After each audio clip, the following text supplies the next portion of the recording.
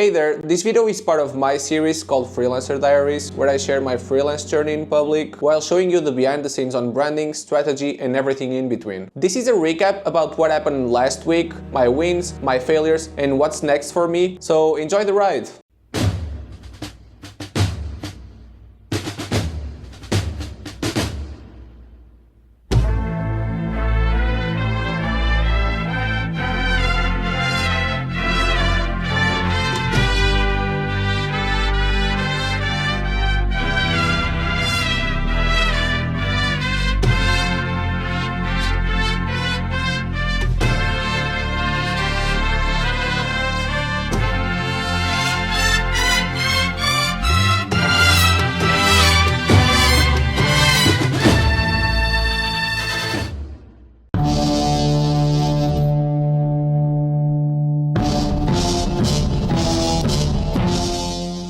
The past week, I've tried to post twice on LinkedIn. I'm not quite sure about the results. I still have mixed feelings about it. I had some dead posts. What that means? It means that they got no engagement. So one thing that I did, I'm not sure if I'm doing it right. Well, I just deleted them if I got 30 minutes after posting with no engagement and reposted them 15 minutes after, and it kind of worked. I feel like I should be doing more of that instead of like leaving the dead post on my LinkedIn. And by the way, I'm posting there twice a day, so go give it a look, go give me a follow there. Now on YouTube, well, I've posted my first video where I share my journey of building my freelance business in public as a brand designer. So my second video on YouTube, a kind of a call out for your friends. If you're starting something new, send that video to them so that they can understand your journey and what it feels like to start something new. Another thing that I promised myself to do was cold outreach. My strategy was using LinkedIn, making the connections, sending my first message if anyone needs my work. My point there was sending them a message, pointing out something that I feel it wasn't good enough on their branding or on their strategy, and see if they reply to me or not. For now, I tried around 30-40 different people, still got no replies,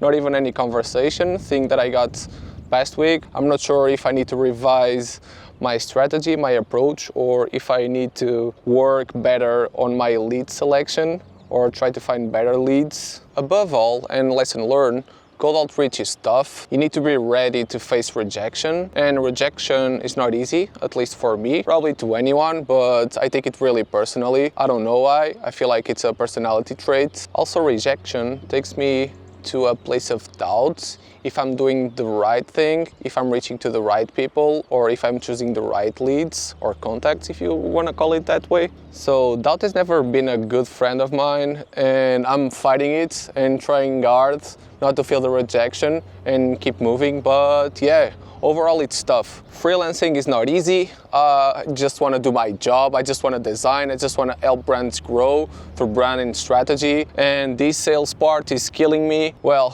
some years ago when I tried freelancing for like 2 months, the hardest thing for me was like administration, so taking care of invoices, managing clients and everything.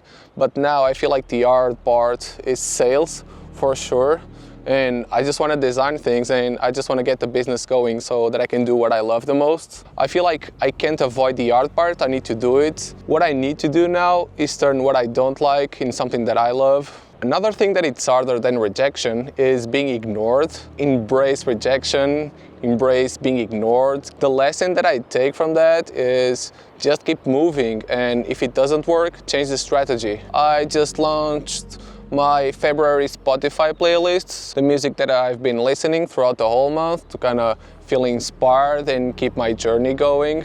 I remember kind of 1 month ago, I've shared my January one and no one even added to their Spotify. Yeah, but last week I posted my February sessions on my LinkedIn. I'll be sharing on Instagram and feel free to check it. The link is in my description. One lesson that I took from this Spotify thing is people aren't giving enough attention, but I feel like there's so much value in there. But besides value and providing value, I feel like it's so much fun to me to do it.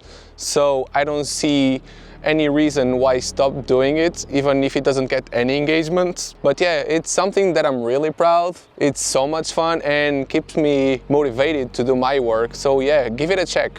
Now the reality of turning what I do really public and sharing it to my personal connections. In my past video, I spoke about building my community of supports, and I feel like I've been avoiding sharing this on my personal Instagram, but I feel like that community of support is really important, and this is the way to go. I feel like probably I'm missing the point behind me doing all these videos.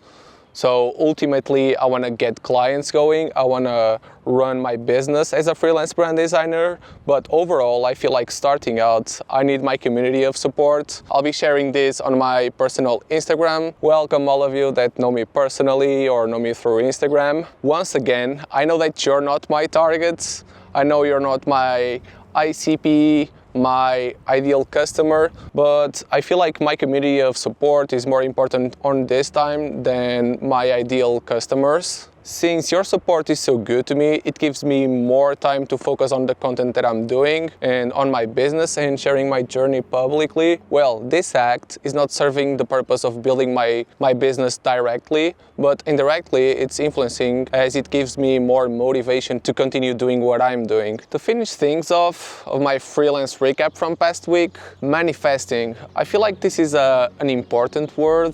Earlier the past week, on Monday, I felt really inspired through all of you guys' supports, and after my usual meeting with Anna early morning, I felt really inspired and motivated, and I was thinking about the people that did that to me, the people that I admire, and what I did, chose 10 of those people, and I reached out to them saying that I admire their work, that they inspired me, that they helped me starting something. You wanna guess what happened? 0 responses. I got stuck on their inbox somehow, and that won't keep me away from doing what I was doing. The inspiration is still here, the motivation is still here, and yeah, I feel like it's going to be one of those cases where I'm going to print screen each one of those messages, and later somehow in life I'm gonna share those messages with you for you to see where I was, where I am. So yeah,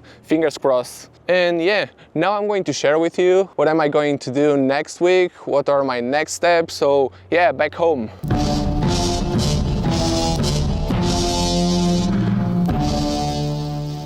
Well, what's next for me? The past week, I've launched my series called Unfucked Your Branding on my LinkedIn. This is a content series where I expose branding mistakes that are probably costing companies credibility, opportunities, and a lot of money. The result is you understanding if your branding is not doing the job, it's time to unfuck your brand. This idea came to my mind because I remembered my branding classes during my graphic design graduation, where my teacher was always good pointing out mistakes and doing some small practical exercises where we students could understand what was the problem there and what we did wrong. Besides creating some critical own thinking, it was helping us doing an introspective of what we did and allowing us to explain our thought process behind the strategy for that project. This is an important topic that I've been thinking lately. It's about my academic path. I feel like nowadays it's so trendy to trash on people going academic or people studying, and it's very rockstar inspired to learn everything online and launch your own business. But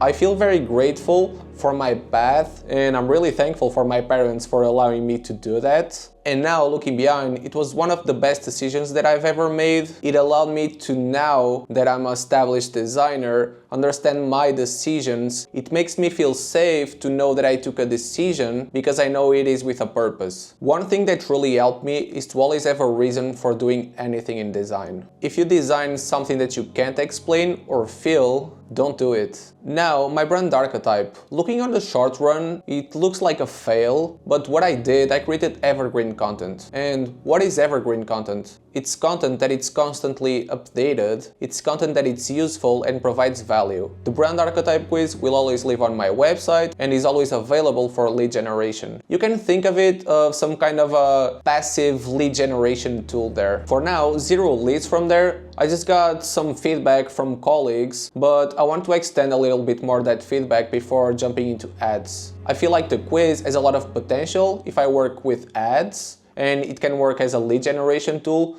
But for now, I need to collect more feedback before taking that decision. Another thing that I thought is, what if I launch the brand archetype quiz on Product Hunt? My ideal clients are there: startup founders, entrepreneurs, tech people, product people. So I think it would be a great initiative. I still need to do some research and dig a little bit deeper to understand what I need to do for the launch to be successful. I know that I need to build some audience first before launching it, because with no marketing efforts, the launch are a fail. There's more to think behind it. Another thing that I've been doing is researching startup communities. As I said previously, Product Hunt is a good one. I can find those communities inside Reddit. Reddit work with votes, comments. Your posts need to have upvotes for your account to be taken in consideration and to build that engagement. Building an account from scratch takes a lot of time, a lot of effort, and I'm not sure if that's a good way to go or not. Yeah, I've been applying for some freelancing gigs on LinkedIn. Since I'm connected with a lot of freelancers, I see that they are commenting on other people's posts, and I see a lot of those posts asking for freelance brand designers, visual designers, creative director, and I share my website. I try to connect with those people and I try to message them, but without any success. I've been wondering, is it me? Is it people just kinda somehow realize if they post a job announcement, people are automatically going to comment their portfolio, their website, and they're getting free engagements and growing their accounts? So yeah, I don't know. Still trying to find out. Finishing it up, I know that I spoke a lot about this, so more cold outreach. I need to do it harder. I need to do in bigger quantities. I learned the past week that I need to somehow warm up emails, new emails. I had to set up some stuff, some technical stuff with my email provider before starting to send the cold outreach, or my emails would get into the spam folder. So I guess warming up is a thing. You need to start smaller and then grow on quantity of the emails that you send. And yeah, I'm taking it slowly, small portions, and next week I'm gonna go bigger. So yeah, I hope you enjoyed the video. Don't forget to like and subscribe the channel. Let me know in the comments if I should keep doing this. Once again, I'm Ismael, a brand designer, building my freelance business in public, sharing the behind the scenes on branding, strategy, and everything in between. Thank you for watching, and I'll see you on the next one.